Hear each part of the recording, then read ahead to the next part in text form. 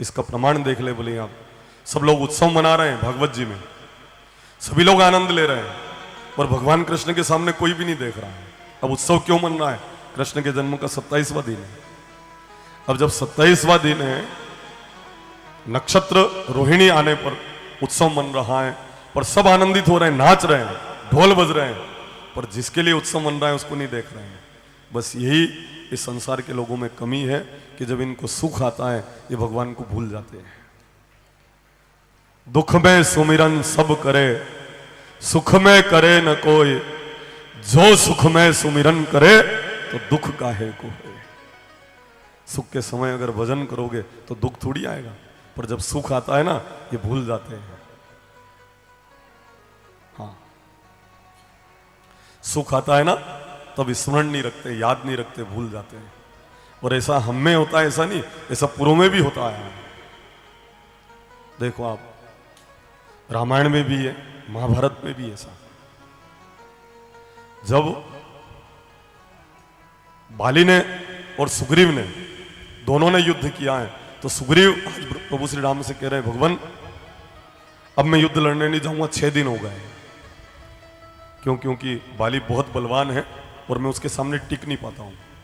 तब भगवान राम क्या कहते हैं, सुग्रीव तू मेरी तरफ नहीं देखता, युद्ध लड़े तब तू मेरी तरफ देखना, तू जीत जाएगा। आज सुग्रीव का पलड़ा भारी था उस युद्ध में, क्योंकि भगवान की तरफ उसकी दृष्टि थी और बार बार देख रहा था ना सुग्रीव। तो राम जी समझ गए कि जो मेरी तरफ देख रहा है वो मेरा सुग्रीव है, और जो मेरी तरफ नहीं देख रहा है वो बाली है, इसलिए मैं उसको बाण मारूंगा। 7 वृक्षों की आड़ ली, भगवान ने बाण मारा और बाली मृत्यु को प्राप्त हुआ है। तो आप ईश्वर की तरफ देखोगे तो आपका पलड़ा भारी होगा और आप विजय श्री को भी प्राप्त हो जाओगे।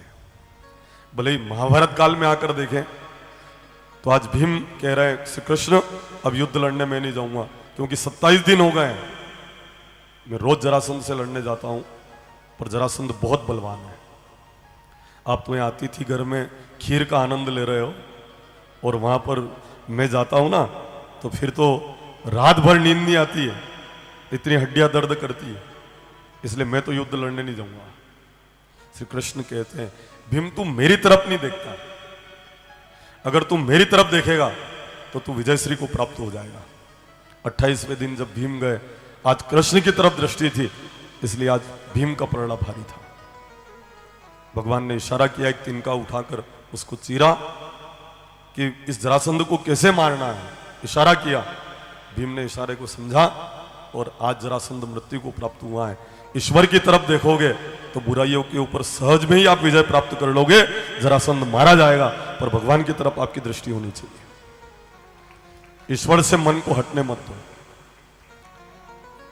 आप दुनिया से आशा रखते हो, दुनिया के धनवान लोगों के सामने जाकर आंसू बहाकर कहते हो, अरे मेरी लाज रख लेना, बच्ची की शादी है, मेरी लाज आप रख लेना, ये मूलधन भी जोड़ेंगे, फाइल चार्ज भी काट लेंगे, और ये आपके आंसुओं से 5 रुपया हैकड़ा में देगा। मैं सही कह रहा हूं, क्योंकि आपके आंसू बता रहे हैं कि अन्य किसी के यहाँ आप मांगने के लायक नहीं हो, आपके आंसुओं का फायदा उठा लेंगे।